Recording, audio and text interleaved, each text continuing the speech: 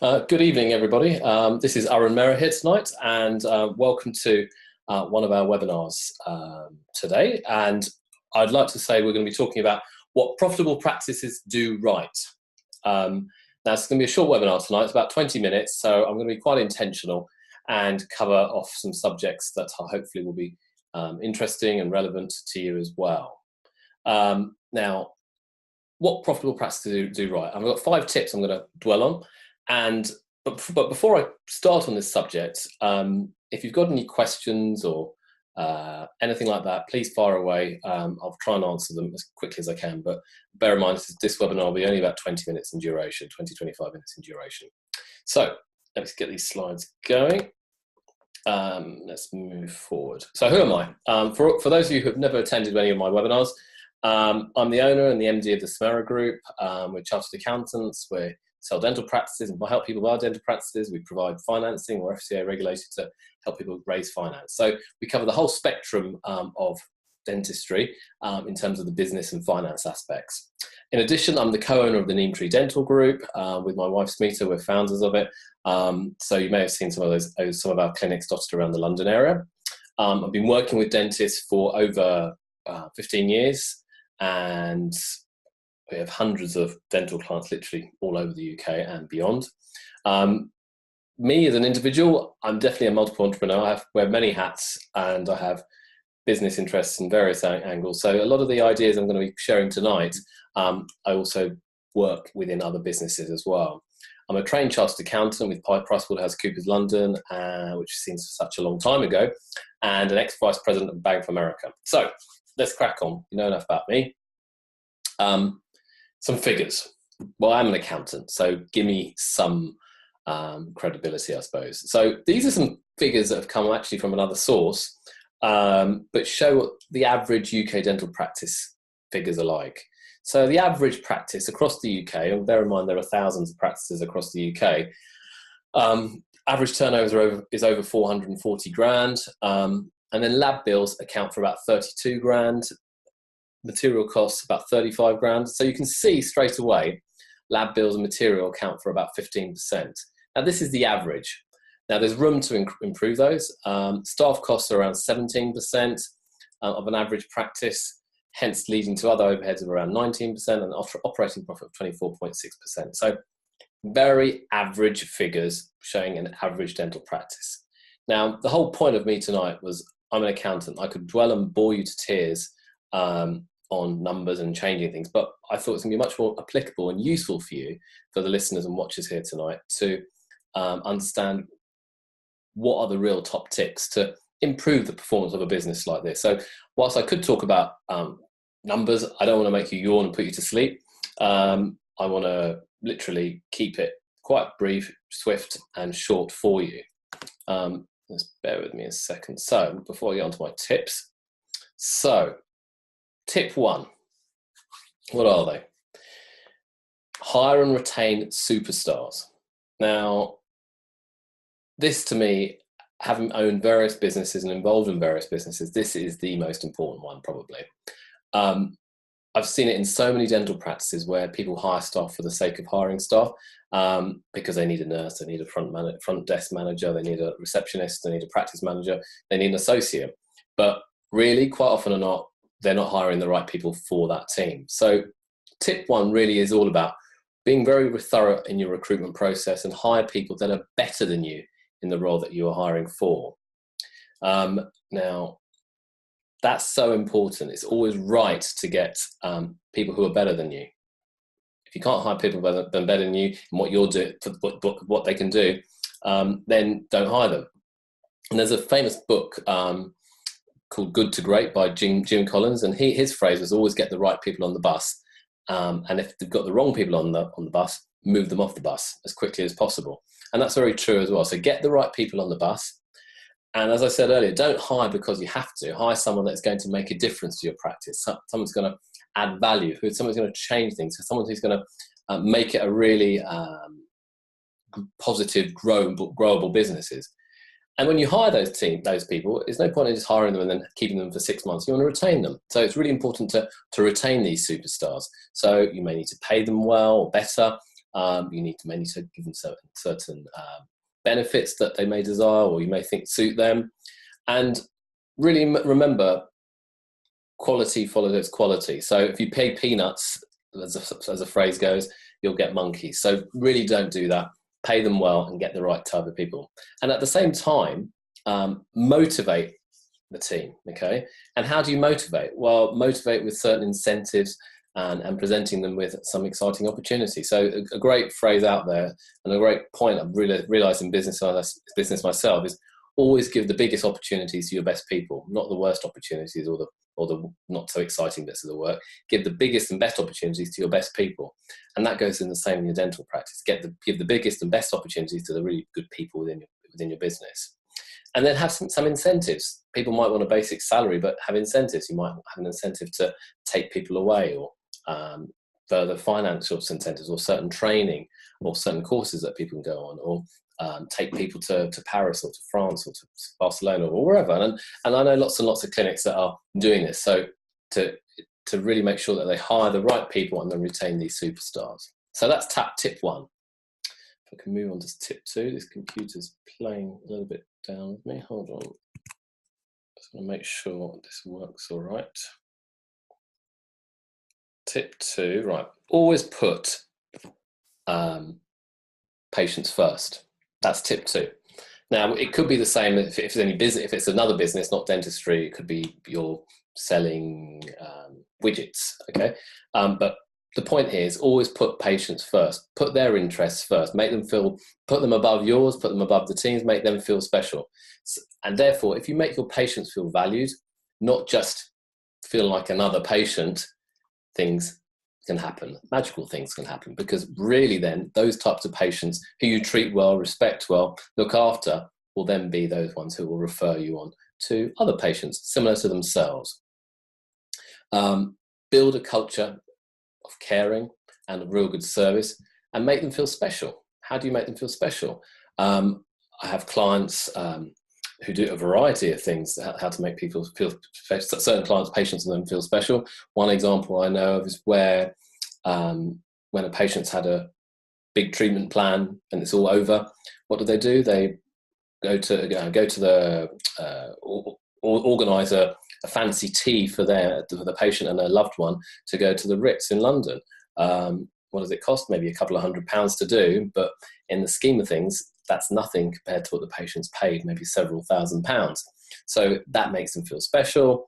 And it's not necessarily the dentistry that they'll remember, it's how you made them feel and how you made them feel so special, that will be remembered, and that will be the thing that they'll tell other patients for you. So always put the patients first.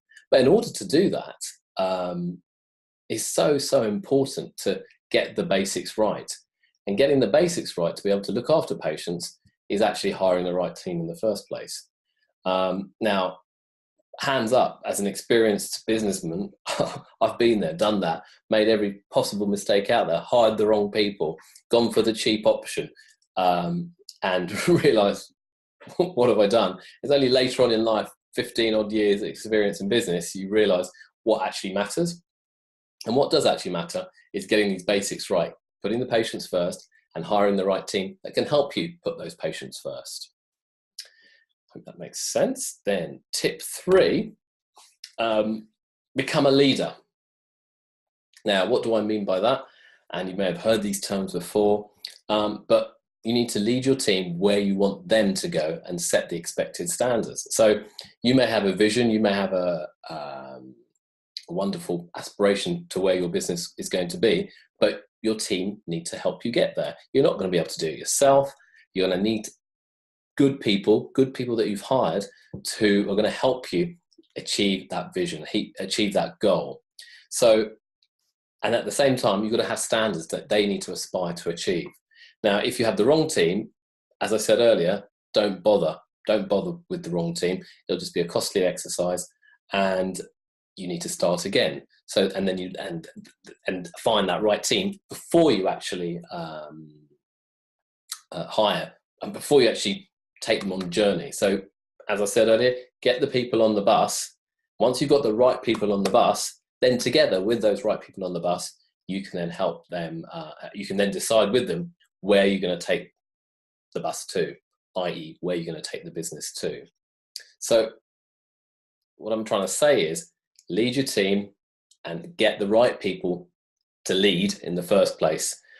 And then thirdly, become a really great listener. And I think for me, from my own experience of running businesses and learning from the mistakes I've made more than anything, is become a great listener. Because if you listen to your team, they'll tell you what needs to be done.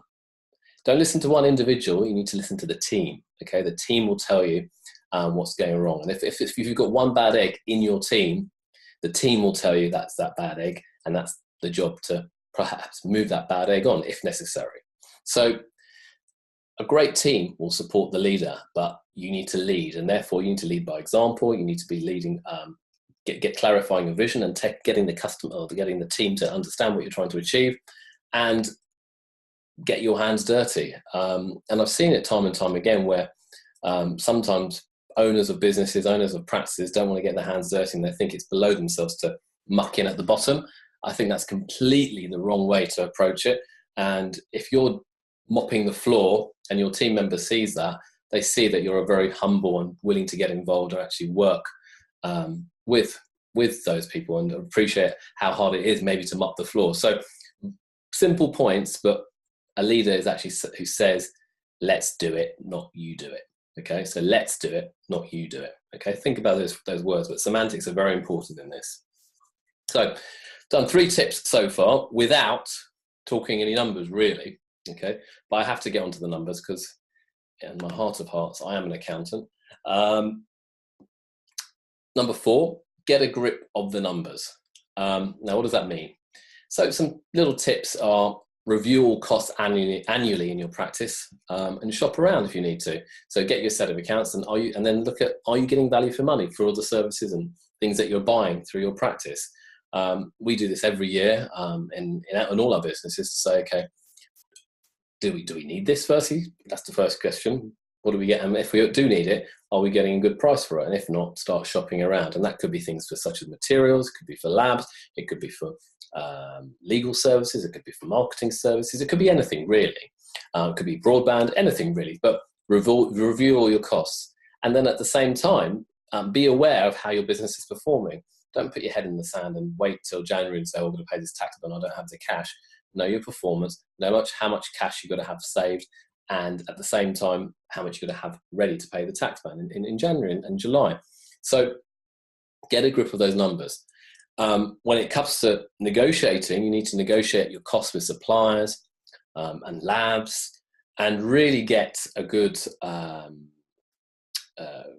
relationship with people, so that if you think you're not getting good value, you can tell them, and then maybe they may even match some other people. So, and that's something we've done very recently, I know, in our clinics, where we were with a very well-known, long-standing dental material supplier, and eventually we decided to leave them because their service was starting to not be so great, and secondly, their costs weren't that attractive anymore. So we thought, you know what, let's jump ship. When people can become a little bit complacent, you may need to jump ship as well and change suppliers. And then another point is, within a practice, make sure your materials are used by everybody. Don't have one team member wanting one set of materials, another team member wanting another set of materials. Try and make sure that everyone's in agreement and they work to it. And then set a budget and stick to it. So if you've got say £1,000 to spend on materials in a month, stick to that budget, stick to it, and don't try and go over. And you might need to buy a little bit more next month, a little bit less the following month, but try and stick to your budget. And one of the other tips that one of my colleagues mentioned, Farisa mentioned, is beware of bog off, buy one, get one free offers. A lot of these suppliers provide them, but quite often or not, they put the prices up to actually justify it. So get a grip of the numbers, be aware, know your figures, understand your figures.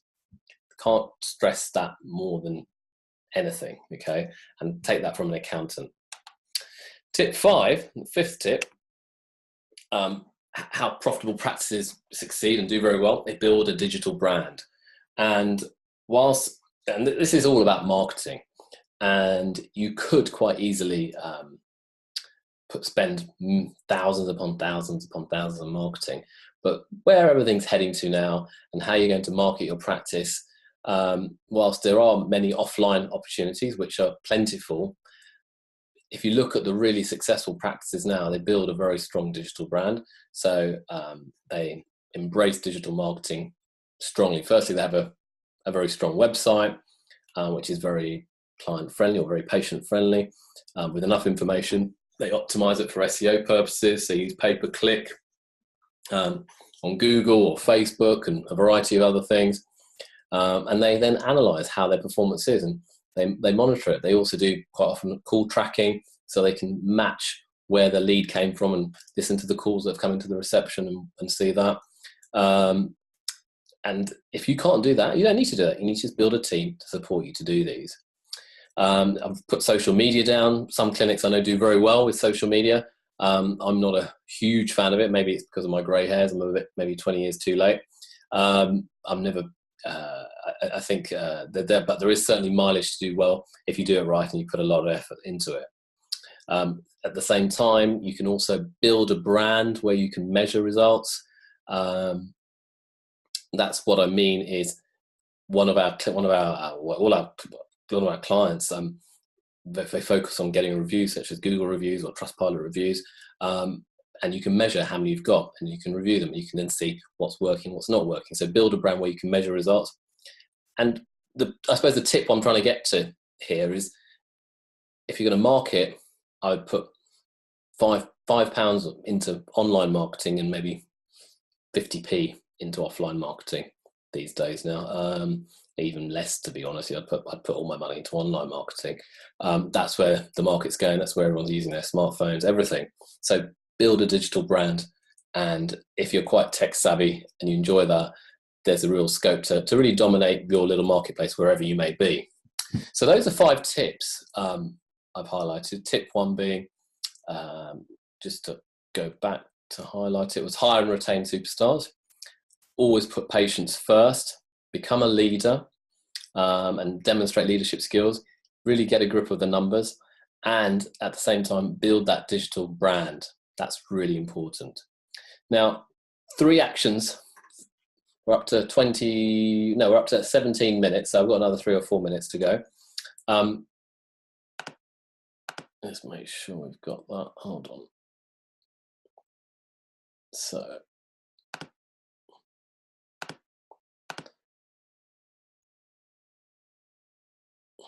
bear with me a second. So I've got 3 actions I want you to, as a result of seeing these tips, I've got 3 actions I want you to take tomorrow.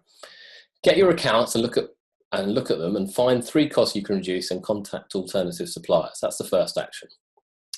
Number 2, so it's quite easy. If you've got your set of accounts for your practice, you'll be able to find what costs they are, dig a bit deeper, and just identify 3 things that you could actually change. Number 2, search for your practice online. Go onto Google and do a search. If you can't see your practice coming up, you've got to do something about that. Whether it's pay-per-click, where you advertise and pay some money for every time someone clicks and you're at the top of Google for the search terms, or you do some SEO work, or you do a combination of both. So that's another action, and you might need some help to do that. Find some professional help to do that, and we can advise if you need to.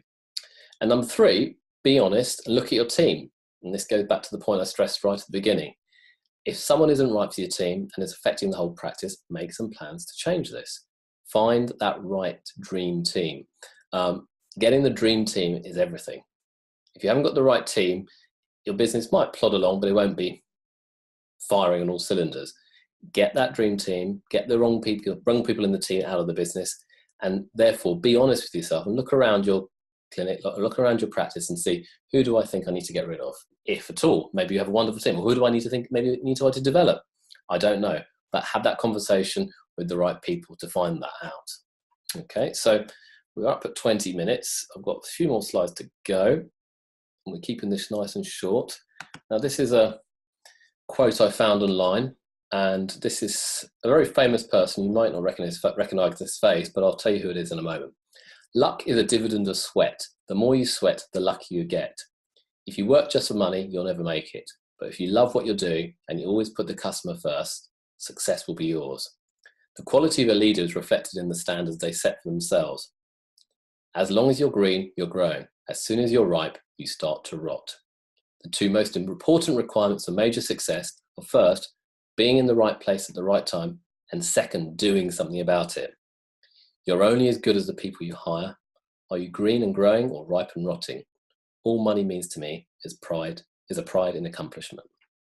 Now that man is Ray Kroc. Now Ray Kroc, you may know, was the chap behind the success of McDonald's, who started the McDonald's chain back in the 50s in the USA, and they've grown it to one of the biggest brands out there. And if you look at the quote he said here, it's a couple of points that really come out of this: leadership. So the quality of a leader is reflected in the standards that they set themselves. So he has high standards, and if you're a leader, you need to have high standards in yourself, but also in your team. And also he says towards the end, you're only as good as the people you hire. Hire the right people. You hire poor people, you'll have a poor result. So hire the right people.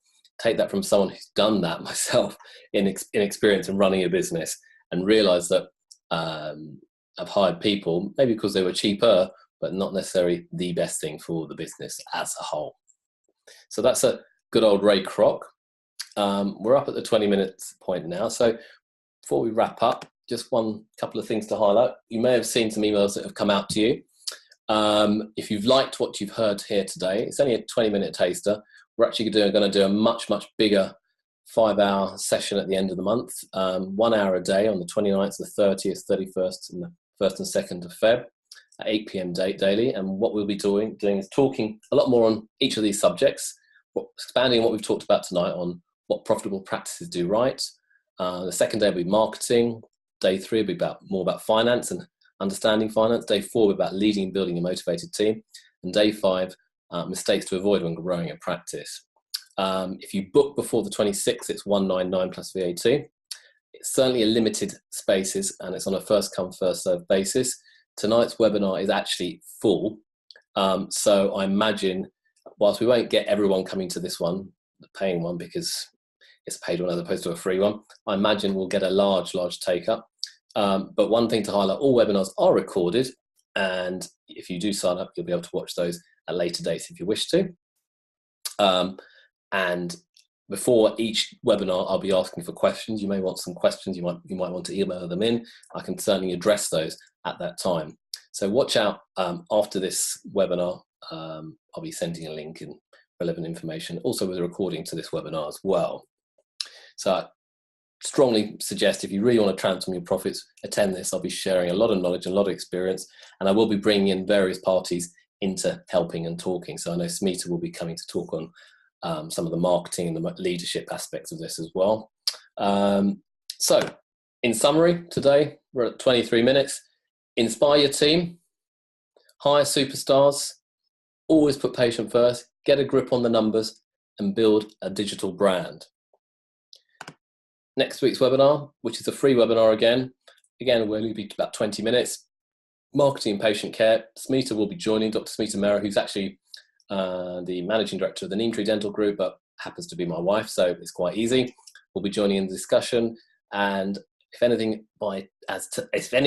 is like tonight, it will get booked up in full. So sign up to look to avoid disappointment till you get a space on this webinar. I hope you found it useful, interesting, and insightful. And I'll sign off now. And whilst we want to get tips and be successful and make some profits, at the same time, have some fun. Thank you very much. Good night.